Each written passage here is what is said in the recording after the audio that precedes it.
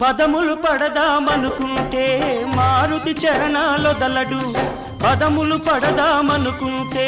మారుతి చరణాలొదలడు ఫలములు తినిపించాలంటే పాపం శబరికి బెదురు ఫలములు తినిపించాలంటే పాపం శబరికి బెదురు పాదం కడగాలనుకుంటే పదపడి గుహుడే తయ్యారు పాదం కడగాలనుకుంటే పదపడి గుహుడే తయ్యారు ప్రాణాలిద్దామనుకుంటే పక్షి జటాయువులుంటారు